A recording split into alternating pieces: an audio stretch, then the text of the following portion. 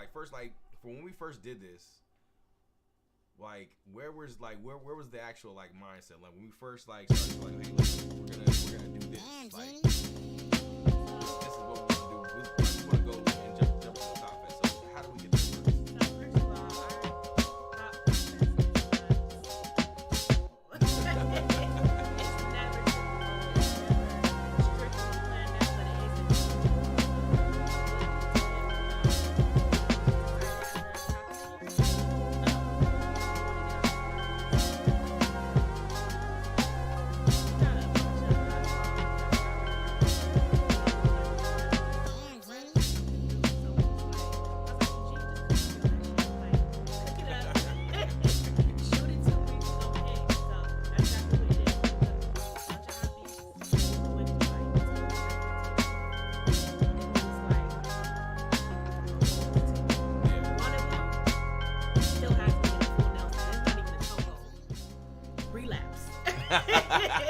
okay, relapse. Yo, so let's talk about relapse. So like that beat right there, that was a very, because I actually started working on that beat like a little before we did the Thought Fest, and it was something like where I was going through and like I played for Pretty Blaq. She's like,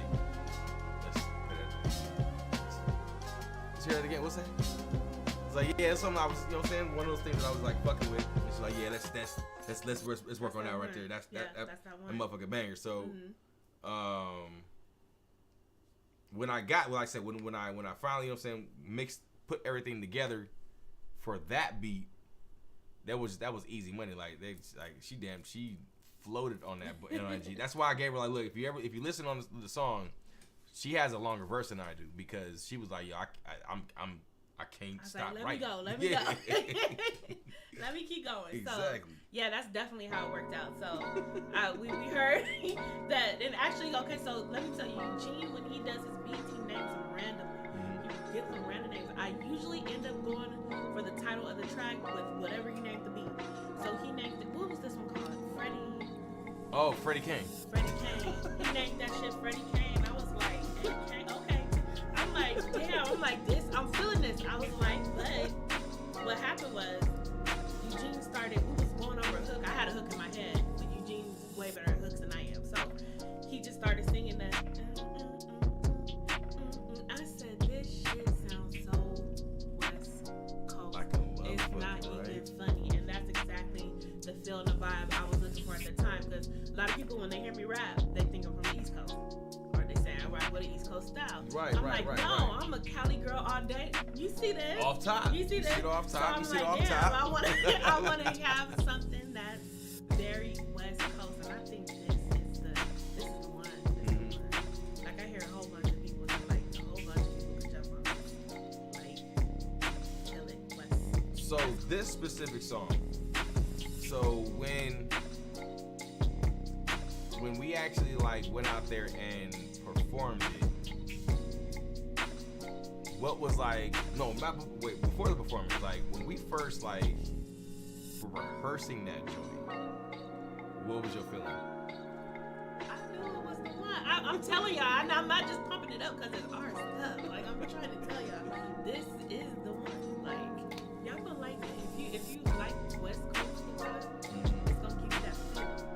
Like I almost felt like I was rapping like Doggy's Angel. Oh, shit, feeling man, like, Doggy's if y'all remember them, like straight Long Beach, just not Doggy's Angels. yeah, man. it was giving me that vibe. Like so, even just within like rehearsal and just before we were even recording it, it was just an anxious factor because I wanted to just get it laid. And I'm telling y'all, every time we play even just a snippet for people, as soon as they hear that beat drop, they don't gotta hear either one of us rap. They hear that beat drop, they like, that's it. Like you won't believe how my inbox, my DMs is just flooded. Like, damn, that shit go. I'm like, I can't wait till December 18th. Man, December 18th. So look, we have, like I said, it's Road to Thought Fest, two track joint, intentional songs, things that songs that we went for that we actually make specifically for this. Now the second song is called Level Up. that one right there. So the unfortunate part, we just didn't have enough time to perform it at the Thought Fest. But that joint right there was supposed to be for like, well, honestly, that was supposed to be like our kill shot for yeah, for the that was supposed to be that little last for the round competition. one hitter quitter right there for the competition. It was definitely made with the purpose of performing at Thought Fest, but we needed a little bit more of a cohesive set, so we did put that one in there. But that was a banger too. I mean, that was gonna go to the clubs. Yeah. Level Up is way more and like it's definitely an anthem, and I purposely made Pretty Blaq do the yelling and do the scream. Like that's not even her normally, but the yelling and the screaming and the getting motherfuckers pumped up and shit for like shit. Yeah, Wolf that was on the hustle and flow vibe on that. So I had to, you know what I'm saying? I had to get her onto that. So that's why she lead. Like she definitely like. When you hear that song, you gonna feel like the mad energy and like what she came with on that. So with that one, that's like a little back and forth that her and I were having, as far as like bars and stuff like that. So what do you feel when it came to having that type of back and forth with I like that concept because she was actually the one that came up with that concept, and I liked how we fed off of each other's verses. I left off at this point, you picked up at that point, and vice versa. And then I love the topic of the song. Although it's a club banger, it's some positive motivational shit. Speaking on that, it's like a positive affirmation. Because at first we was gonna really call it that, the affirmation song or some shit like that. It's real. We're really giving you affirmations to speak through this music, but you having a good time with it. So that's what I loved about that song. Okay, yeah, that's a banger. Like the way the drums are like some old like Houston drums, like some old, you know what I'm saying, Freaknik type shit. So it's literally like a strip club. Yeah, it sound, and the sound of it is a strip club song. But what we're talking about ain't, but it meshes. It meshes like a motherfucking like it's on some hustle like getting money business type shit. But I mean, what clubs aren't on some like songs aren't on some hustle? You know what I'm saying, motivational type shit. You know what I'm saying? It's always we're not talking about shaking ass. We talk about shaking money and facts. Possible shaking ass on the money. Facts. So man, look, man, these are two banging joints that we definitely like put our little heart and soul into, cause like, and we definitely challenged ourselves because there was like it was 4 beats and we ended up writing. Did we write to all 4? Did we wrote? Yeah. So I actually sent her 4 beats, and this was like within like a small frame. We had to get these songs written and recorded within like a week and a half. Yeah, so we buckled the fuck down and wrote them joints out, and we picked the best out of the 4. We got these careers. You know what I'm saying? Definitely understand, like though, we will have those other 2 definitely put out somewhere in the future, but you can hear them somewhere.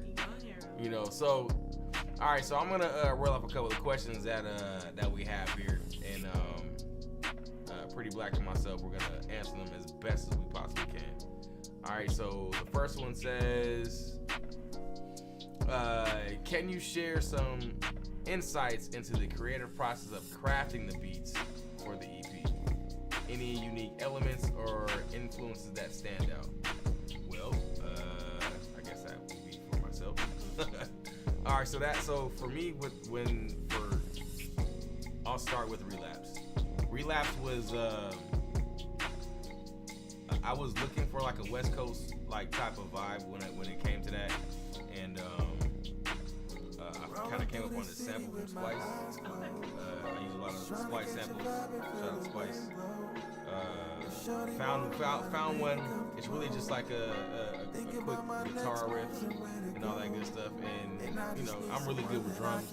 And once I caught the guitar, I'm like, yeah, this song's Dr. Dre, Bounce, Crying 2001 type shit. You know what I'm saying? And so I was able to recreate that vibe with Relapse. Now with Level Up, I actually love the Level Up beat more than I love the Relapse beat, and I'll say why. I'll see why. Because I love the sample that I use for it, and I love the way I was able to bring in that Houston style drums into that bad boy, and so that's why I like, and the fact that like I was able to use like Pretty Blaq's voice to like really accentuate that Houston style, you know what I'm saying? Banging ass shaking, you know what I'm saying? Anthem type shit. So yeah, that was the reason why. That's the most unique part of making it, was being able to take the end product and use Free Blaq's voice as like as the anthem and shit. So to answer those questions, there it is. Cool. So let's go down to the next one. See if I can find one. As a matter of fact, Pretty Blaq, if you can find one in here. Find a question. Let's see. We got stuff here and that. So, I'm just gonna pick. Oh, okay. Let's just. I know how that came about. Let's go with what themes or experiences influence the lyrics of the tracks. Start. So, to be honest, on Relapse, Heart is my first verse. Well, my only verse. So a snippet of that part was from a challenge rap that I did earlier in the year, and I was like, I don't want to let this shit go to waste because the verse is kind of hot. So I took part of that, I scrapped whatever I didn't want in it, and then I just freestyled the rest. And that's my writing process in general. I don't really write. That's what you need to do, is talk about your, because there's not so many people who can do that. That's true. So, and he always tells me that, and I'm like, I feel bad because I should be writing. Nah, nigga, ain't too many people that can do that. That's one of the flyest shit in the world, man. So I don't write. I don't. Not that I don't write. I do all my own shit. I don't need no ghostwriters. It's never been me. What I mean is, I don't write. I don't actually literally write down my verses. I freestyle them. I build on them. So that's basically what I did with that for Relapse. With my lyricism on Relapse, like I said, I didn't want to get too super intricate and metaphorical and similes and double entendres with that, even though I did throw some of those in there. You just want to go out there and just pretty much out bar anybody who stepped on. That's why I was like, nah, this ain't good. I'm a rap, but she gon' rap. Listen, yeah. So that was my lyric. I just wanted to be very like boss bitch, West Coast, like, cause that's the feel I got from the record. That's just really who I am at the core. I'm like, I talk my shit, so that's what I did on Relapse. On Level Up, talk some we shit. had some fun on Level Up. So my lyricism on Level Up, literally, I literally was motivating myself through the record. Because what happened is we go through shit, and you feeling like not yourself, not your best. And when Eugene came with that one, I was like, no, I'm about to pump myself up through this. And so that's what we did. And just going back and forth with that, it kind of put me in the Nipsey Hussle. I know it's a real Houston track, but the lyricism put me in like a Nipsey Hussle like kind of mind frame, because that whole motivation thing was just like what I was on when I even mentioned them in the lyric in my verse. Exactly. What about you? So for Relapse, mine was just, it was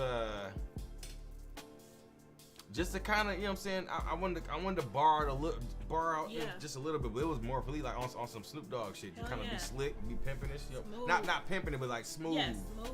You know what I'm saying? Talk my shit. Yeah. And get my point across, but more so just like emphasizing the end of my words and making sure people understand my punchlines. Exactly. Yeah, so that was really for Relapse. And like I said, this is one of those like, man, we can get out there and skate, or you know what I'm saying, and ride out to that bad boy. You feel me? That is the skating ring vibe. Man, skating ring vibe for sure. So that was like the shit that I was on, and like the hook, man. Like she said, like it was one of those, we were vibing with the beat was going, and like I think I must have been listening to like a lot of Slum Village that day or something. Okay. Shit, man. Because that's the vibe of it. That is the vibe of Slum. And that's my group too. Shout out Slum Village. Shout out Slum Village. And then my nigga Jay Dilla, rest in peace, man. That brother right there, man, has inspired a lot for me. So I think like just something like that is like is what got it going. Like, Detroit music and West Coast music they marry each other. Are one and the same. You know what I'm saying? They're one and the same. So it just. Yeah, that was it for Relapse. And for Level Up, like, she's right. It was definitely a Nipsey Hussle mindset. We wanted to take an ass shaking song and turn it into like, okay, you gonna shake your ass, but we gonna give you this positivity too. We gonna give you this work when it comes to like, okay, what you need to do to hustle, how to hustle, you know what I'm saying, how to grind and shit like that, because we are doing the same thing. I either road to the Thought Fest. So, you know what I'm saying? Like that song, Level Up, encompasses the reason why we even started thinking about going for the Thought Fest. You know what I'm saying? So that's for me. That's what it was. That's what it was, man. I feel it. And let's just see what more questions we got up on here. We're gonna be here for a little bit. So you know, if there's anybody in here, which there's not, it's all good though. That's okay. Y'all come back in the playback, so it's all y'all good. Y'all can always still comment, so we'll answer back. And this will be all over the Instagram and all that shit, so you gonna see the snippets anyway. So, what can fans expect from the live stream performance on December 18th? First, tell them exactly what we're gonna do that we have. Aside from dropping the EP on the 18th, we also got something else for you on the 18th. So talk about it. So look, we're dropping the EP on the 18th. You know what I'm saying? That 2-track joint. But we're also gonna have a live performance here in the studio for these 2 songs. So it'll be her and I. Pretty Blaq will be sitting there, you know what I'm saying, rocking it out for y'all. Giving you guys a good time. And I think I'm more excited for that than anything, because we actually get to be, this is really intimate, and we get to be with like the people who actually want to see us perform and, you know, be in this type of situation. So yeah, man. No, Pretty Blaq, how do you feel that we doing this live stream? I know it's your first time doing this. So. Yeah. This is gonna be the 8th. We do our live performance. It's gonna be a little appetizer, a little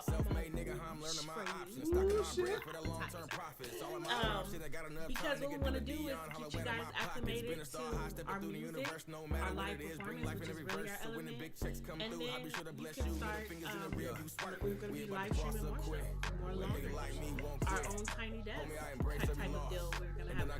We're gonna have shows that you can come out to, into shows, catch a vibe with. I'm excited for December 18th because that's gonna pop it off. It's the first one of many, and like she said, like we're gonna have start doing our own tiny desk, and bringing people, actual fans who actually want to see us instead of these casuals who are, you know, who aren't into necessarily pouring into the artistry. Mm-hmm. Like we put our heart and soul into a lot of this music, and we know there are so many people out there who love what we do. Love and appreciate it. That's one thing I do love about the indie artist scene. Mm-hmm. Is there's a plethora of styles and creators and people who, like Eugene said, pour their heart and soul into what they're making and what they're creating. And I just love that we can take the music as indie artists. Mm-hmm. We can take our music and we can distribute it how we want to. We can put it out there how we want to, as far as gaining a fan base. Because I don't care what nobody's saying. Like, there's always going to be at least one person that fuck with your music. Man. And if you could touch at least one person that fuck with your music, I'm good. And they gonna talk to the next person. Talk to the next person.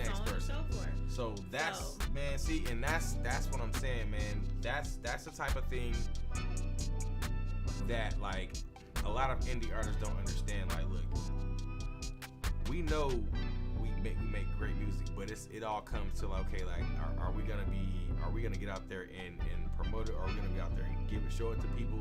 Are we gonna get out there and make fans understand like we're making this shit just for you and not for like the bullshit masses? Exactly. You know? Exactly. You feel me? So like that's what I love about it. Yeah. And again, that's why we doing this pay for what you want when your album comes out. So speaking of that, there's a question that I asked. So let's see, why did you choose a pay your own price model for the album, and what do you hope it brings to your audience? You want that one? Okay. So we noticed that a lot of our peers these days, they're kind of going that route. And what really, aside from Eugene talking about it to me, what really made me think about it as well is when I seen Glasses Malone, when he was started talking about how to, because I tune into his lives, like anytime I see him go live, I'll just click on it and see what kind of shit he's talking. Mm-hmm. So one day he specifically was just talking about the monetary part of your art and how he makes a living. He said that that's been his occupation for the last 10 years. A rapper. He's been a rapper full time. So he kind of broke down how monetizing as an indie person or whatnot, how you want to streamline everything through you. Right. Absolutely. So that you can get the profits. And again, not that we too money hungry or nothing, but still, this is our art, this is our work, our time, our effort that we're putting out there. So we do, we want to find a way to be compensated for it to how we deserve it, and not having to wait years to get in. So that's the thing. Like we're trying to. So look, in order for us to create at a mass, way that we would like to,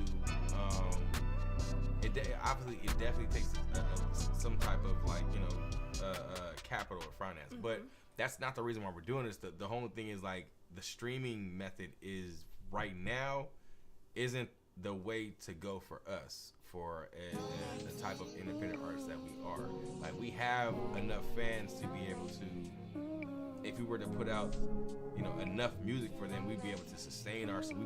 Things would be great. And it's not, again, these are just things that like we see for ourselves. It may not work for everybody else, and we're not saying streaming is bad because this is going on streaming too. You know what I'm saying? 100%. Hey, that's we're not one of those people just poo-poo on it. We're just looking at it from a different standpoint of like, hey, look, we do have these super fans, these fans who actually, hey, ask for us all the time, and hey, what's going on, and hey, when's this coming, hey. So those who want to support, and now this is a way that they can show support. And and like I said, they have the you all have the freedom to do what you want. We're not. This is the pay what you want situation. So what I'm saying, you can pay for however the hell you feel. I mean, it's really exactly what you feel for the art. But like we're always creating, and we're always going to do that. And the best way to do that for you guys is to make sure it's directly to the ones who actually care. That's why we really chose that model right there. Because the ones who actually care about our shit, they have access to it, and will give them way more than just the music. Like I didn't tell Pretty Blaq this, so I'm gonna tell her now. We're able to, so that art that you and I created for our for the EP. I'm looking to sell it. Nice, like an NFT kind of deal, or just sell it as like art. Like people can put it just on the there. art. Yeah.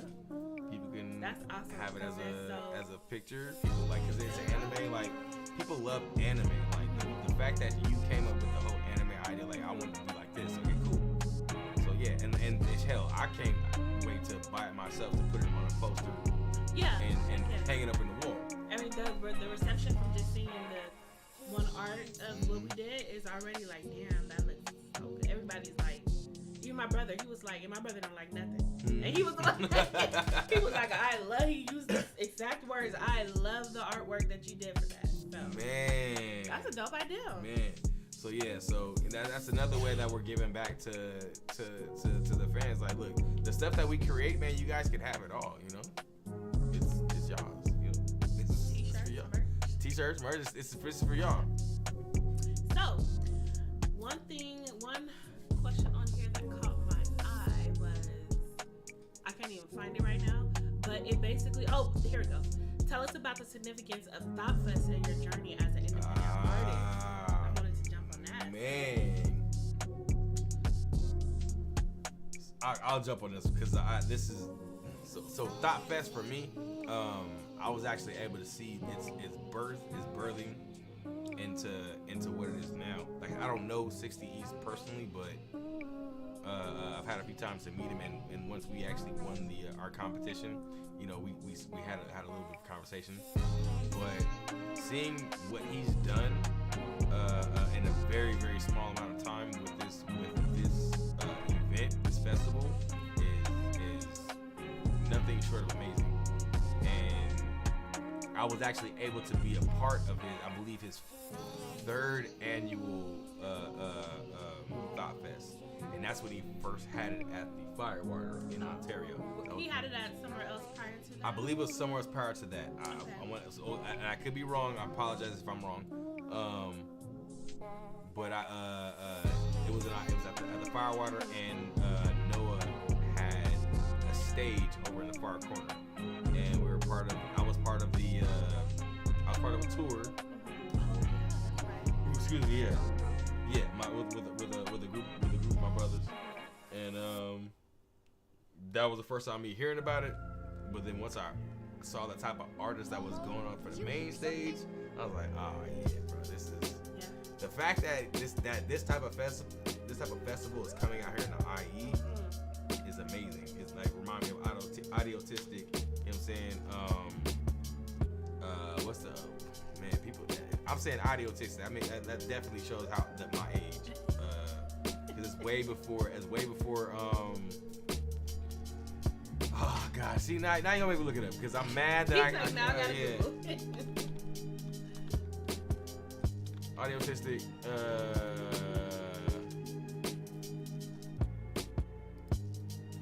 And look. So anyway, Audiotistic. So y'all know that's OG old school shit.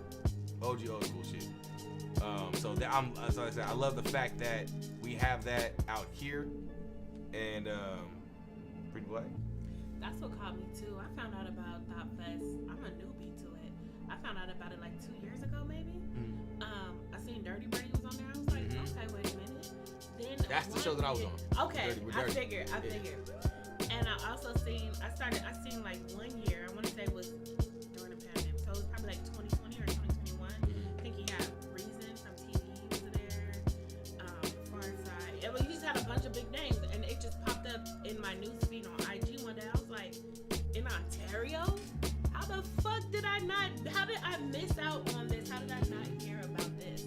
So after I set my eyes on that, I was like, oh no, we gotta get on there. We gotta get on there as like planet right there, names, headliners or whatever. Not necessarily headliners, but you know what I mean. Our name on the bill. So our name gotta be on there.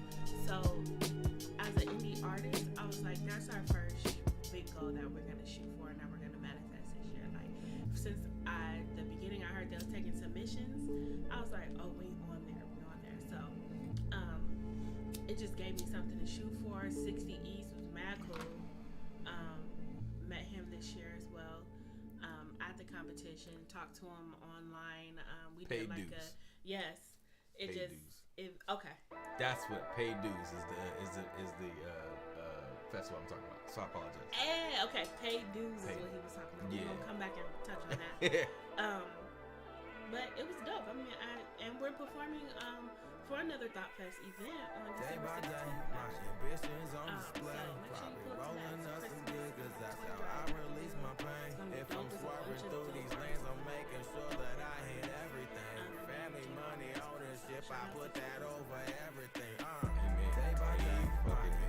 That was so yeah, the fact that we were able to have a Paid Dues Audiotistic type of event out here in Ontario, we have to. I believe this is part of history. I believe like we put our foot down when it comes to that type of situation. So yeah. Mind you, Eugene got hella followers. She got hella followers too. Don't I lost my shit like at the beginning of 2022. IG did some fuck shit and it was just like bye. And I lost everything, so I had to restart. But mind you, this is not even with like hella followers people. So this is just a testament to what our momentum and what our art is like. Look, shout out to the band that we brought. We brought a cold ass band. Shout out to my boy Cam. Shout out to my boy Eddie. Shout out to my boy Axel. Shout out to Ace Sincere. Made our set that much fucking doper, man. It was like for us, like I'm a perfectionist, and I know Pretty Blaq is the same way. Like we're both perfectionists. But it was a fucking dope ass show. People loved our set. The very next time we get up out there, we'll be on the again, shout out to for Noah to having us. And I'm not saying his stage isn't Oh, because Noah's stage go up. We know that. Noah's stage goes the fuck that up. common ground stage? Yeah, nigga, that shit go up. And I don't, and that's definitely, and I don't mean to. If that sounds like I'm disrespecting, I do not. That's my brother, and I do not want to do that. Yeah, what I'm saying is, I would like to get onto that bigger, that main bigger stage, on the main stage next time. and enjoy that situation. So that's what we're aiming for in a couple of years, but not even a couple of years. We're aiming for it. We aiming for it next year. Facts. Next year, and so yeah, so yeah, that's that's our goal for next year, and we're not gonna have to be in any competition to have to do that. And I'll say that because respectfully, humbly, because we've done too much work. We got a lot of fans, and we know that once we get on that bigger stage, it's gonna go up. Me and Eugene been doing a long time music-wise. I've been doing other stuff, but me and Eugene have been working together. Poetry, don't get it. Don't Since 2017. Yeah, you've been It's since 2017. Me and Eugene been working music rocking, together. Yeah, rocking. It's about time. So when he says stuff like we're gonna be on the main stage next year, that's why. we have not been half-assing it like that. Nah, you gonna get quality fucking music. That's what, you know what I'm saying? Man, real quick though, like, I know we talking about, Road to Thought Fest is dropping December 18th. You know what I'm saying? Y'all make sure you mark the calendar. Live stream that day as well. That's on a Monday. 8:30 p.m. Pacific Standard Time. You know what I'm saying? Aside from that though, Blaq, I heard you're doing something at the top of the year. So, top of the year. We're gonna finally drop my next EP. Right. Sound effect. Where's my button? Yeah, so he looking at me like that because he's not recommending because my debut album I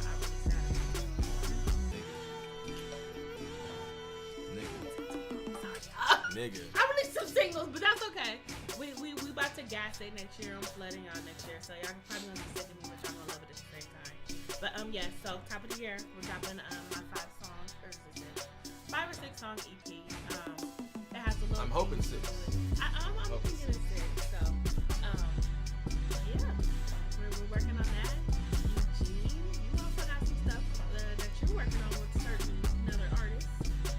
Well, we just dropped not me myself, but I was a part of a situation with my brother Blaq. He just dropped his album Storm Symphony that he produced with Aaron Barber. Excuse me. It's a hell of a project. I was blessed to be able to be a part of it. I'm a part of 2 songs. That project right there. Please go out there and support my brother Curtis King, independent artist. Again, he gives you way more than what you ask for, and that's what you need. That's what you want from like the people that you look up to, the type of artists that you love, so like that. You want them to over deliver, and that brother over delivered. And Eugene O'Neill did his shit as well, because trust me, Curtis was like giving him mad props on that.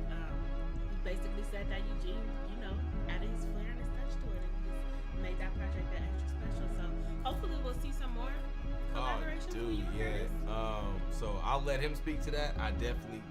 But we have talked about definitely some things in the future. But we're anticipating. Yeah, I'm excited. I'm for sure excited for that. Hopefully But yeah, you guys work together some more, because that's a dope collab as well. Oh yeah. I am dropping my own little thing too after, after we get Pretty Blaq's EP, you know what I'm saying? Yeah, we're gonna dive in. But right now we got some stuff. We got shit for you, especially for Pretty Blaq. But I'm glad she's dropping this music. Yeah, we've been sitting on it for too long. I've been performing this shit. That's how long we've been sitting on it. Nigga. I haven't even released it yet. Nigga. But that's okay. It's coming. I think y'all gonna like this project. Y'all love it every time she performs it, so you're gonna yeah. So I'm thinking it. So let me ask you, Eugene, who's your dream collab from each coast? It could be indie or it could be mainstream big name artists. Who would you love to work with? From the West, from the Midwest, from the South? Wow. Let's start with West. From the West Coast. Damn.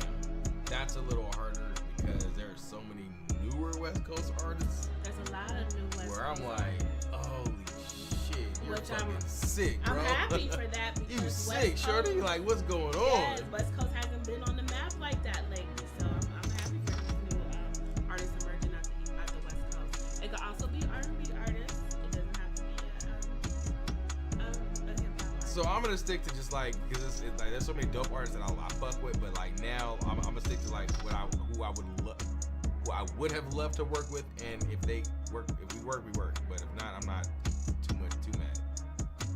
Yeah, I didn't say it like that. He said, I'm not too mad at you. I didn't mean to say it like that, but like it's just, just life. It is what it is. Well, obviously, Snoop Dogg. Nigga, obviously, that goes without saying.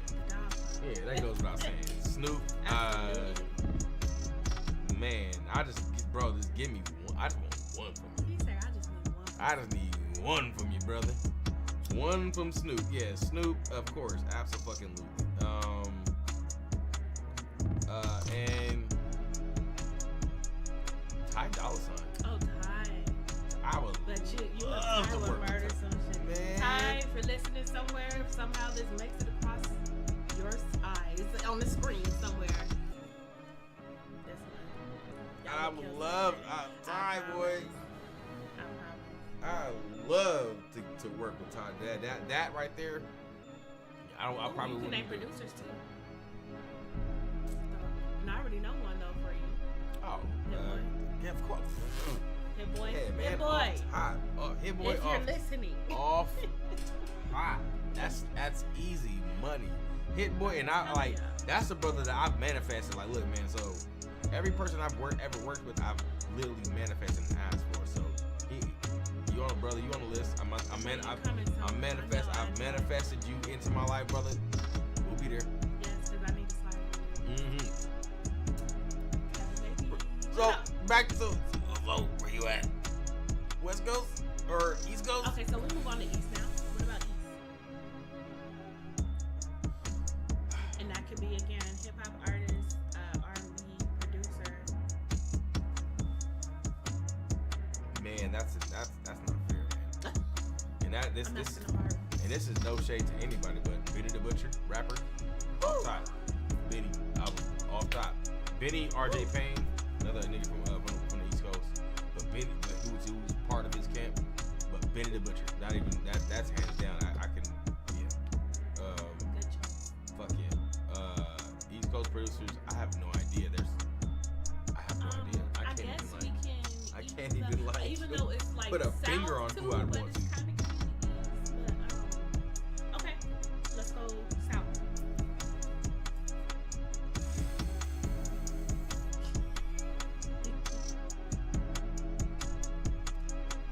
Midwest to South, obviously J. Cole. And J. Cole and the King himself, Lil Wayne. Of course. King himself. Like the King and motherfucking self. Lil fucking Wayne. I would have loved to work with Young Dolph. Oh man. That brother, he was dope as fuck to me. He's from my second home. Dope as shit to me. T.I. Man, would love to work with that brother. Hell, his son. Oh gosh, his son. Was it so dope. Damani? RTD, yeah. Woo! That kid. You got it. He nice.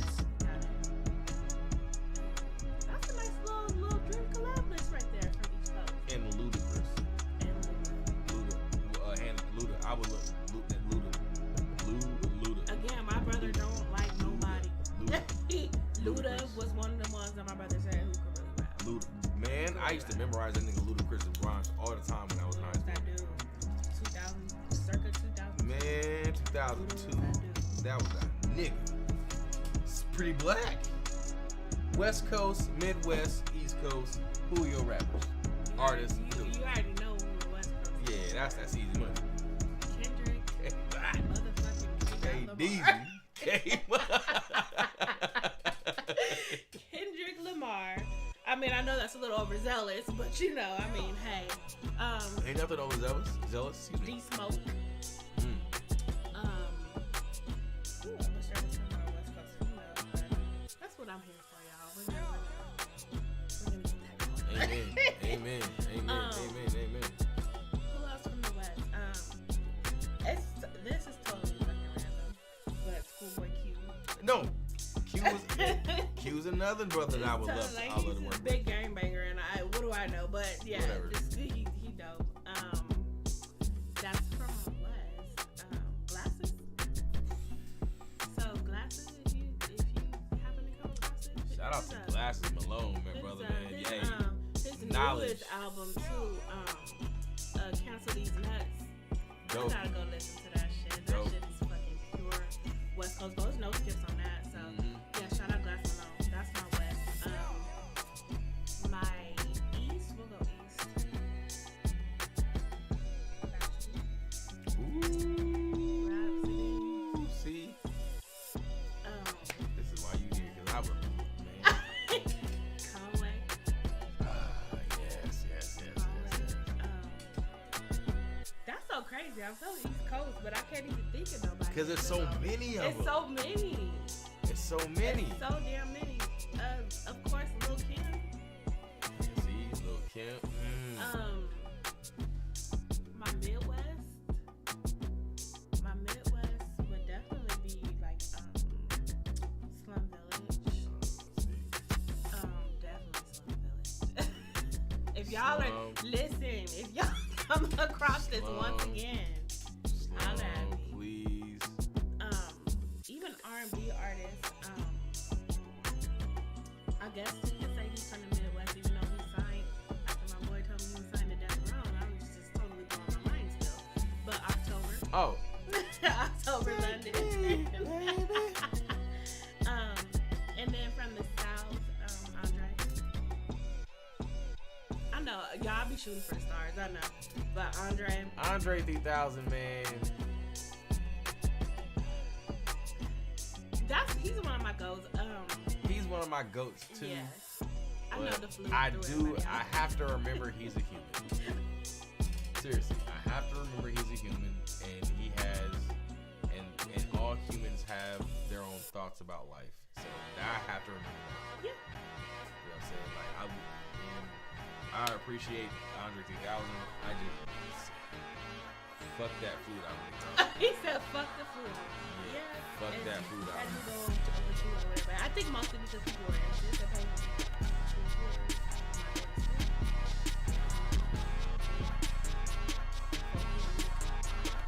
But some people fuck with it though. Like I haven't got a chance to listen to it yet. cool. So yeah, as a matter of fact, let's ask this question. Hey, Eugene and Pretty Blaq, how do you guys feel about Andre 3000's food album? Cool, great. Let's go ahead and get to that.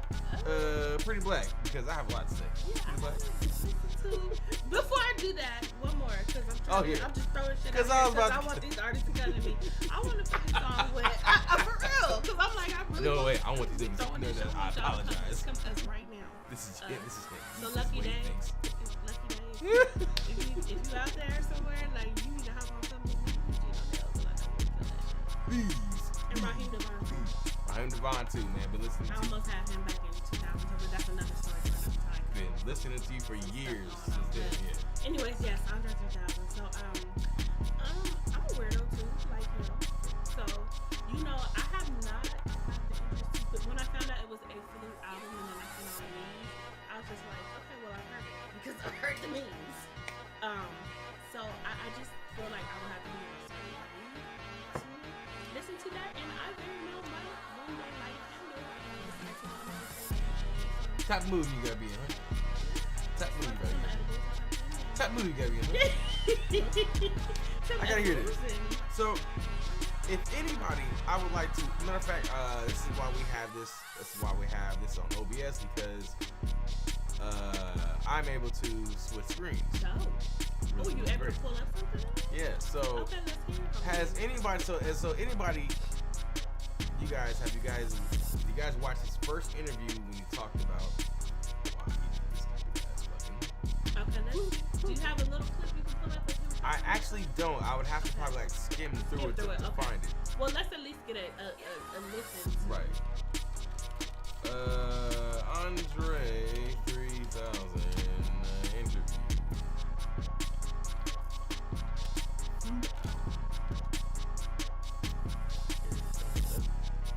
Yep, it's right here. So I'm gonna go ahead and pause this. Bullshit.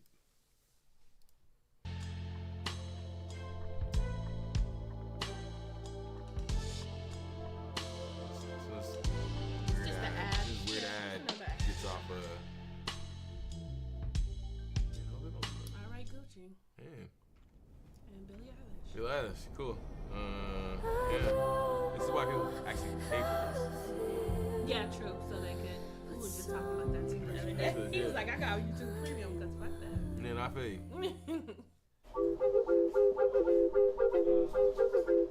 Cool. Here's the interview for sure. I would like to get to the part where, like, I like seasoned food. Like, I hate bland food. Okay. So I season my clothes a lot. Yeah, I'm biased anyways. It's strange. One of my at our house, my mom worked at the beauty salon, so it's like I'm in these places, social kind of situation, you know. Yeah, when you say normalcy, And getting a very like luxurious and expensive but very like tender mental massage. nice, I'll take it. I describe it as just like pure like breathing, you know, and living, and the way it was recorded, it was all improv and spontaneous, so we were living it. What you hear on the record is that part right there. Go ahead. You tell it your you tell it your thoughts. Go on. And I know there's more to, there's like this way he said way more to it, but I've already seen this this conversation, but that's what gets me right there. Okay, that's where the It was all improvisation, and I'm just so sorry. fiddly food. So okay, all right. is how we heard it as we were doing it. It wasn't planned. It wasn't like, hey, we're gonna do this. We're gonna do these chords, and we're gonna. We only talked about feeling, you know.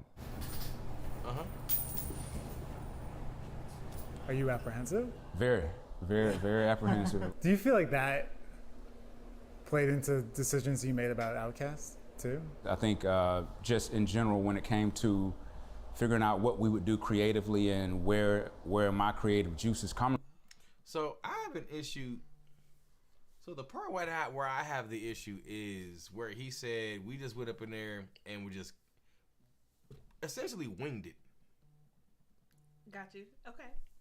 So there's a part in this interview where I have to find it, and I don't want to do like during this live stream, but like where he says like I'm still learning this instrument. I don't know. I wish I could find. I did read that. Matter of fact, I think it's right here. It's like it's become a thing. Being famous is just. Of you playing your flute various places? I became aware. Just think too much. The free. People ask me, "Hey, can you play?" I'm like, yeah. Hey, so, mind you, everyone's okay. He does not know how to play this.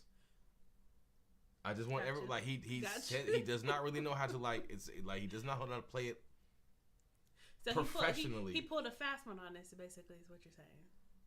So I would like people to actually. So what I'm saying is like when what I got from this interview of him coming out of his mouth saying, "Hey, I'm new to all of this," so it was all feeling. So when someone tells me like, "Hey, I was playing an instrument that I wasn't taught, I'm doing it myself," and it was all feeling, that just for me, I've done that as a kid too, like.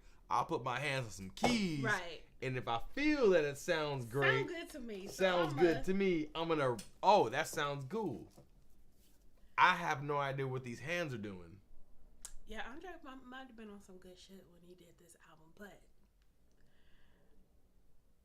I'll tell you. Yeah, let's go. Yeah, let's play. Let's go. Yeah, let's go.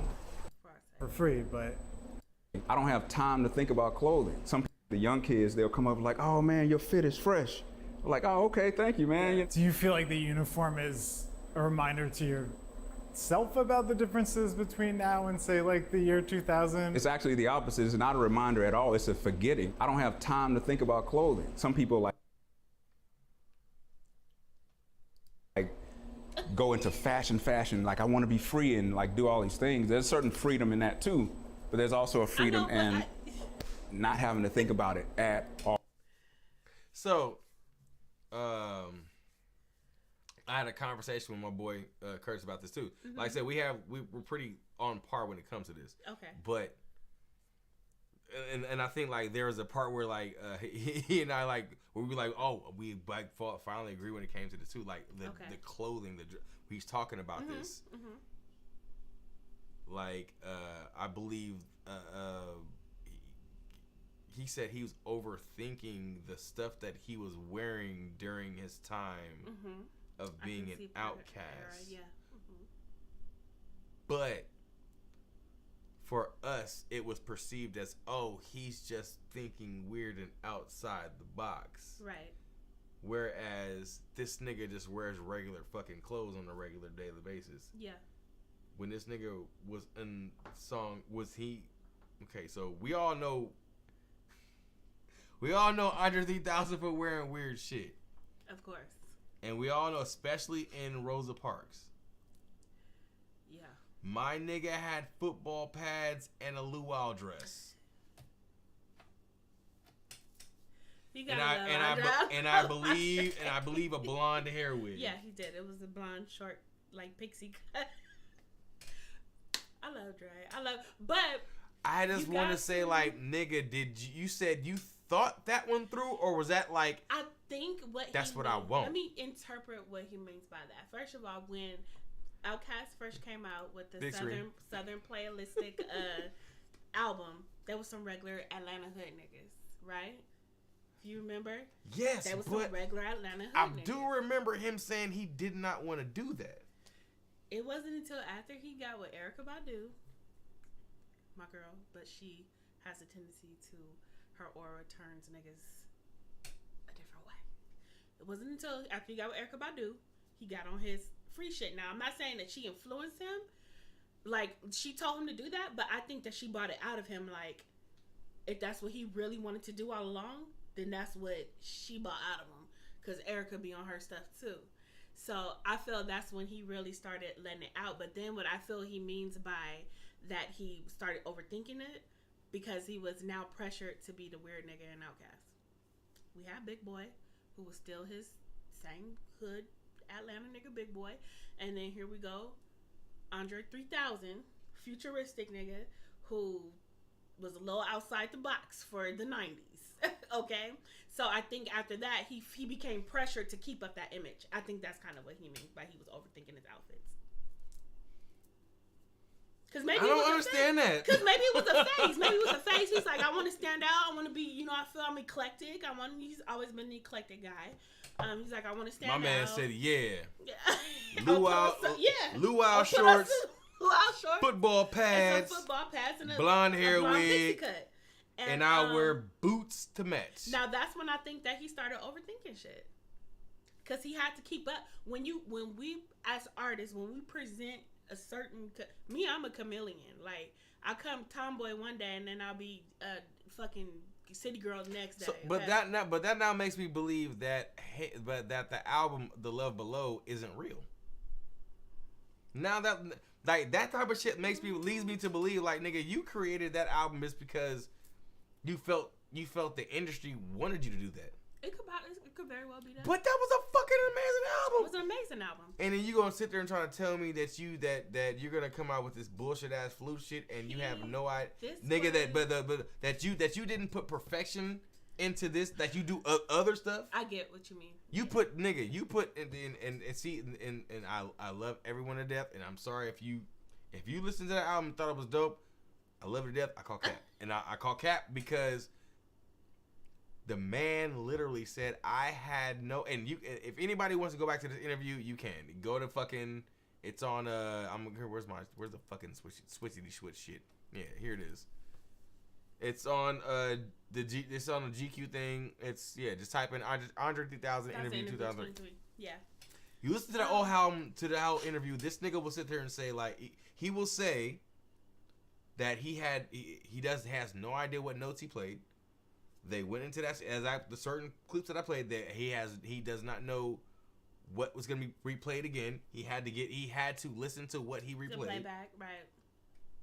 And he's still a beginner to this. So if you're telling me that someone who is a beginner to this, who played this, and if you, well, he's only able to get away you know what, with that. you know what, hey, you know what? Let me just show everybody what niggas like. No. You want to hear this shit?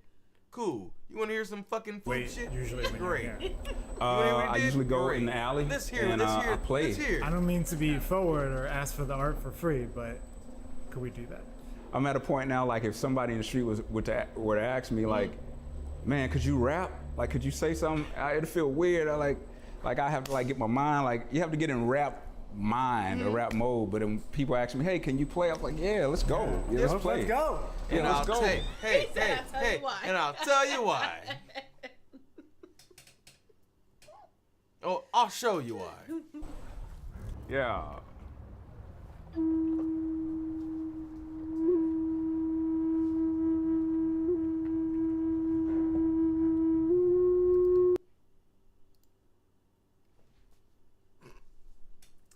Listen, I'm not done.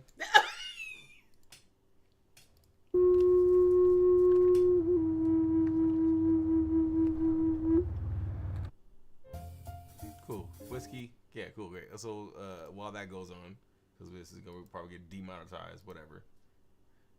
So I can do that. I bet you can grab that fucking explicit thing. Well, I played the flute, but so I can actually really you know what the fuck you doing. Yeah. But what was that? Yeah.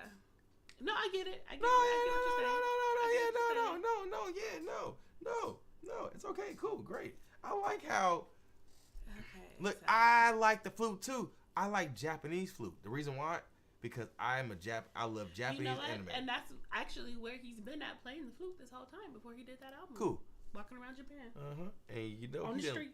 This nigga don't learn a goddamn thing.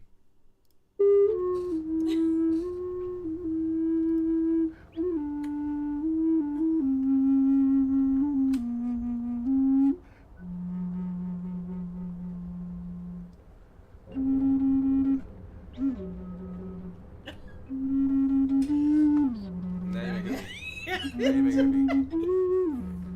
Now you making a beat.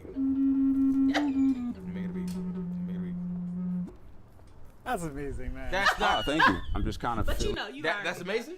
You already know that he was gonna say that. Keep going. And what's happening at the time, so I'm just kind of making it up as it goes. Like even the. I'm kind of making it up as I go. Indeed, he said that, and indeed he did it. New album was completely improv and made up. New album was completely improv and made up. Yeah. Hence why I haven't listened to it yet, but let's go back. He knew exactly what he was doing. Just a discovery path every time. So you never know what patterns you will play. You never know what melodies. Yeah. Never know what melodies you're gonna play. You're on the tightrope at that point, so it's like you got to do something. It's very interesting that I've never been a rap freestyler. I just think too much to freestyle.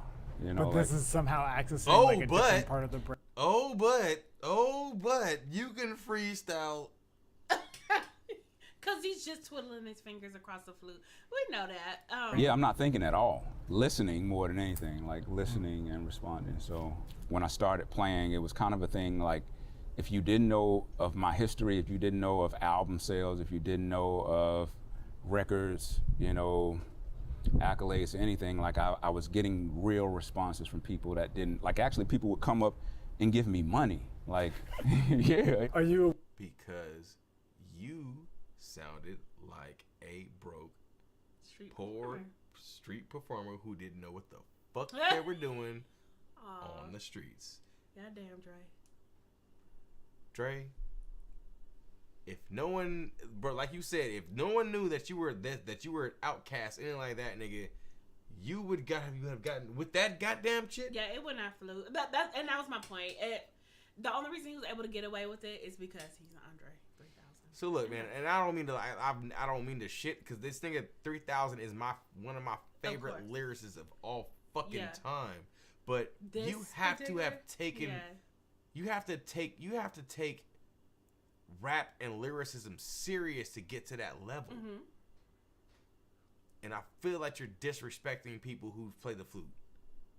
I see what you're saying. You're able to, because of your name, you are able to make a lot of money off Whatever you release. Whatever you release. This is, for me, this is like a 5-year-old scribbling on a piece of white paper and like, hey, this is art. And again, not disrespect, but I feel like that's a slap in the face to actual fucking flutists. People who actually flute. I know these niggas like, nigga, what the fuck is this guy doing? I'm sure. What is this? I'm sure.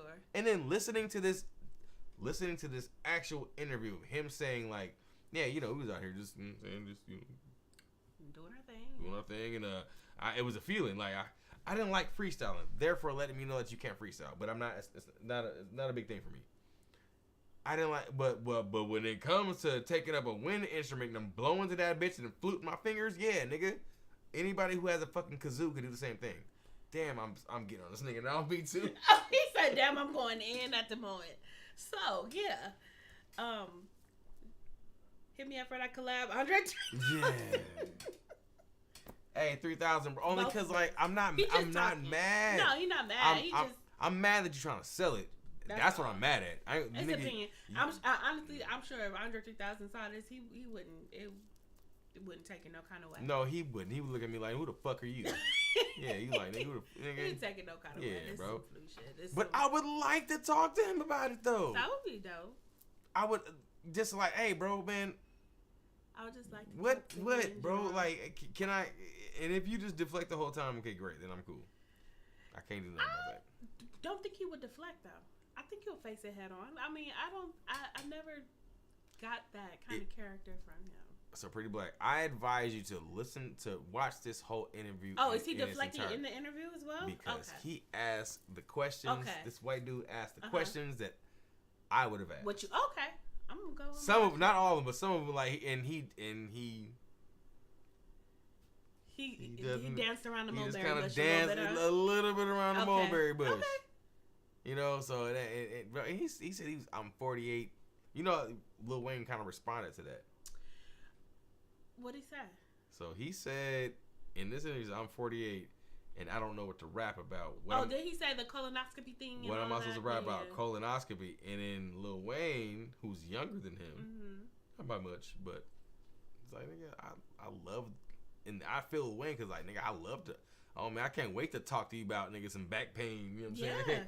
Like, my knee hurt. You know what I'm saying? Right. I can't wait because, like, that's the type of, like, I like to rap, I like to tell stories. Now, see, I can see that part as being a deflection because Dre, if he don't bless us with another album of fucking lyricism and rap at your age, you're doing everybody a disservice because you got experience. So I feel that it's like, yeah, the kids rap about what the kids rap about, but then when you have these seasoned MCs, they can rap from experience, shit like that. Like the more experience, the more. What the fuck you mean? What you gonna rap about at your age? So in the words of myself and my brother, like this brother sounds scared. He's scared. He's scared to grow. He's scared, bro. You scared to see, like, if you rap and come out here that you ain't gonna sell. So you come out here and do this bullshit ass flute. That's music. Most. I can see that, but that's a lot of rappers in his generation. They're either trying to bend to what the kids are doing way too much to where it looks corny, or they're just too scared to get out there at all. And I think. But why do either? Why do either? Of course. But I think that's his thing. He's kind of scared because he's like, nobody's gonna want to listen. Shit, niggas almost did not want to listen to him back in the 90s when they first came out because he was just on some other shit. And then they did. And then now what happened? Now this for sure they're not going to listen to. Yeah, nobody. You're not going to listen to like what like Southern playlistic Cadillac funky music isn't gonna hit to like.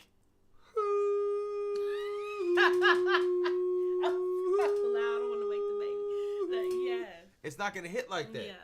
So that my only gripe is, nigga, why did you sell this? Money I want to, Money nigga, grab. this is a money grab because this is Money grab. bullshit. And like, Yeah. and if you're gonna tell me that you put your heart and soul into rapping and stuff like that, and made it sound the way it sound, and you didn't do it to flute music, like you're just passing off on flute music, and you're disrespecting people who do. Now I have an issue with like that's fucked up. Now it's fucked up. Dre is okay. So much like Kanye, and if you remember the song that, oh gosh, it's still one of my fucking. It gives me chills right now. It's one of their newest verses, but the song him and Kanye did, and his mother, yes. Much like Kanye, when his mother passed, which was fairly recently. You're right. This nigga kind of. Right. I feel he lost his fire for all of it. For the whole game, for the rapping, for whatever the case may be. He probably picked up that flute for some sort of therapy or some shit like that, and he decided to lay that shit on wax and sell it. Me, again, not everybody's cup of tea. Well, maybe I'm gonna say it is. Maybe he's right about himself by saying like,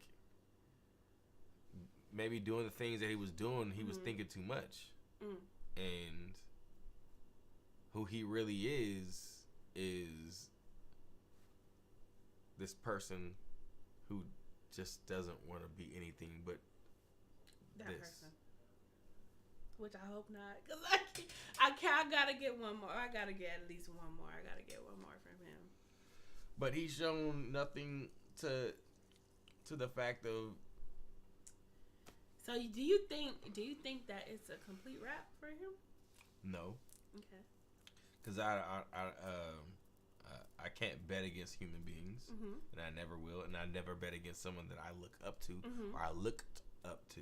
I won't ever do that. But you're showing me that even the people who I thought were real can be very fake. Ooh, that's a big statement. Yeah. Ooh. And I'm not saying that Andre 3000 is fake, but I believe if I asked him that question, he would probably say yes. Which question? Were you portraying something that's not you? Okay. As far as the flute shit. Were you portraying something that's not you? And if you're saying that Andre 3000 is not what we believe, or what you mean, or are you basing that off of the statement that he made when he was like, I felt. Yeah, I'm basing off everything. Okay. I'm basing off. Look, if I ask his brother a question, hey brother, look, everything you say, do you feel like this is really not you? Like you did this just to be something that you're purely not? Persona, right? And if this nigga says yes, I wouldn't really know. I really know what to do with that. I really think that at the core, this is him. I think, again, take it back to that statement where he said, I was overthinking my outfits when I was an Outcast. Us as artists, we know, especially when we go into the big name labels, we kind of lose control of a lot of shit. So I think maybe his little eclecticness was his thing, but then they told him, amp it up, Andre, amp it up. And that's where you got the football pads and the fucking hula skirt with the blonde pixie wig. Because I honestly don't see how the change from Southern Playalistic, this nigga is in the Jersey, just a regular Atlanta nigga, right? Yeah. And then you come out, boom. I feel when he's from Savannah. You said what? Well, he's from Savannah. Well, he's from Savannah, but Savannah. Maybe, but Georgia, a Georgia nigga. Yeah. So you just, I don't know. I feel that the labels and shit probably started. You need to dress like this, Andre. Amp it up more. And he's probably like, yeah, I'm overthinking this shit. And whereas this little whatever eclecticness was actually me. Now they trying to force me into fucking wigs and dresses and shit. I'm so glad he never put on no dress or no nail polish though. And has he? No, he's never did that, has he? The man had a luau pant dress on. Okay, well, culturally. I mean, culturally, males do that, so I got you. I'm talking about the Yachty shit. The Lord liveth and blessed be the rock and the Talking about God. that Yachty shit. Okay. Oh yeah, Shout out Yachty though. You're a talented artist, my dude. Well, you're a talented writer, I should say. Yeah. All right, whatever. I don't have no problem with Yachty, so I guess. But yeah. All right, so look, man, we gonna probably get to the end of this bad boy. We have been chopping it up. Oh yeah. For a while, Yes, especially that last conversation. I love that. So I'm actually. But Andre, if you're open to a conversation or just for giving me a verse coming out of retirement, We're down. we here. We are down. If you want to come, like, I'm just mad. I said fuck the flute album. I'm sorry, like I don't. Yeah, he ain't fucking with that flute album. I ain't But fucking with that we flute fucking with album. everything else. Because I think it's bullshit, man. I would love to like ask a question, but like, and I'm not being malicious. I'm definitely not being a malicious person. Like I'm the biggest fucking fan of Andre 3000. Like real fucking talk. You can be a fan and not like everything that the person you're a fan of No, puts out. real, and I don't, and I would not like them to think I'm like, oh, he gonna say some dumbass shit. Like, no, that's not me. That's not me.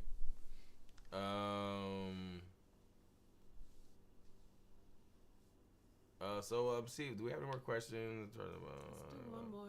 Let's see. So actually, I see at the end. It's our last question. It's called. So it's called. So looking ahead, what are your aspirations for Road to Thought Fest in terms of its impact on the hip hop community and the reception you hope to receive from your audience? Pretty Blaq. Really, I hope this kind of takes us up another notch. I'm just hoping that the EP does. Of course, it's new music. Everybody's always excited to when we have our little promos and stuff, and the anticipation to build it for that. But I really want us to get noticed by by everybody, but more specifically by some of the West Coast legends that are out here. I want them to hear this shit and be like, "Hey, let me get on a remix." That's how I want that received, and I want it to kind of catapult us into 2024 as well. Right. So we can have a even better run than we did this year. What about you, Eugene? Right. Kind of really just to end the year off right. Pretty Blaq and I, we've been doing music for a long time, especially together. And we never really had like any like a project together. So that's true. And for us to like go on this grind and go on this journey together to achieve these things together, I mean, it's only right to go ahead and start putting music out together. So this is the first of very, very many. Her and I are definitely going to create an actual album together. Mm-hmm. So that's always going to be in the works, and very soon, because I know a lot of people do want to hear that. A lot of people have been asking for that. A lot.